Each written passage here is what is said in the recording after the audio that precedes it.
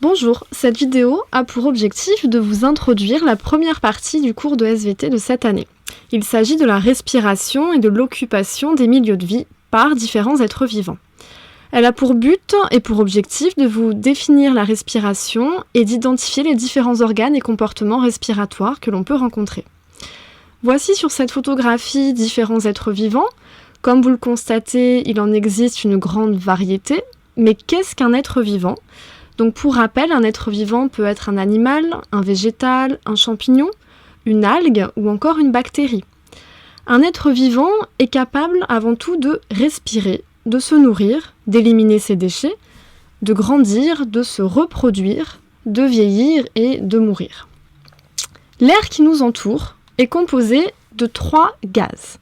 Le diazote à 78%, le dioxygène à 21% et le dioxyde de carbone à 0,04%.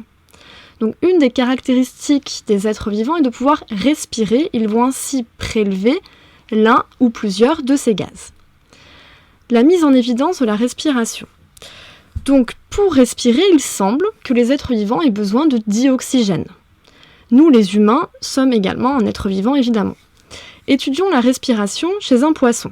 Quelle est la nature des échanges gazeux réalisés lors de la respiration ?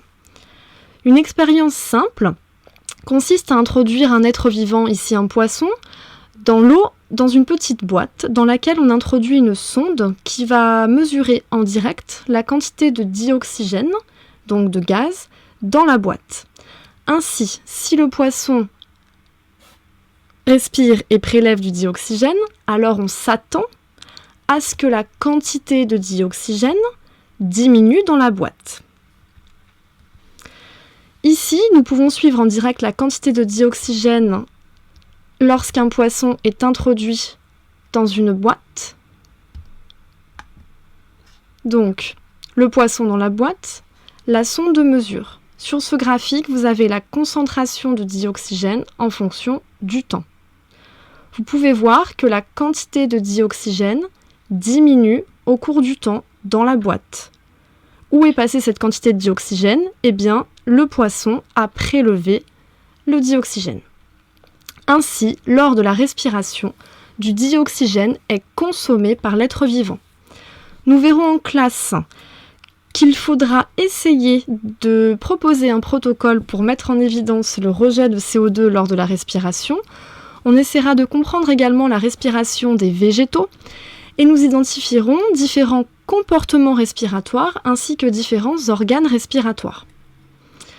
Pour rappel ici, quelques notions essentielles à retenir, telles que l'hypothèse, qui est une proposition, une réponse possible à un problème qu'il va falloir vérifier par une expérience. Et enfin, une expérience doit comprendre un montage témoin et un montage expérimental. À ne pas oublier pour l'activité en classe. Mais comment se font les échanges de gaz respiratoires ? Quels organes permettent les échanges ? Sur ce tableau sont résumés les différents organes respiratoires que nous visualiserons en classe.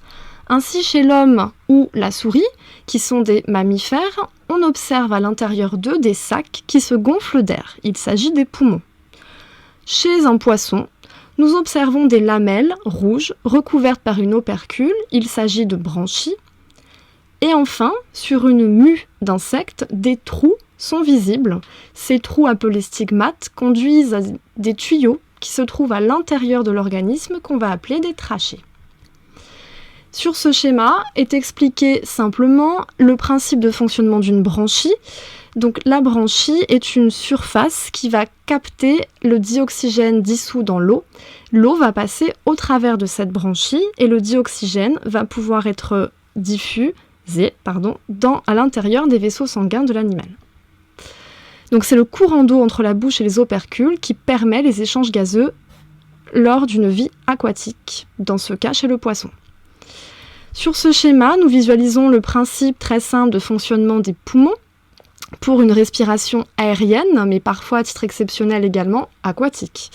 Donc très simplement, du dioxygène va rentrer à l'intérieur de l'organisme et un autre gaz ressortira de l'organisme qu'on appelle le dioxyde de carbone. Enfin, sur ce schéma est expliqué les échanges gazeux réalisés si l'être vivant possède des trachées, du dioxygène va rentrer par les stigmates, qui sont les petits trous sur le corps de l'animal, sur l'abdomen, et du dioxyde de carbone va en sortir.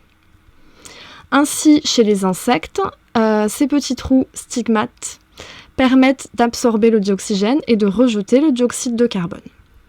En classe, vous réaliserez un schéma bilan sur la respiration qu'il faudra construire ensemble et retenir. Je vous dis à bientôt pour une prochaine vidéo.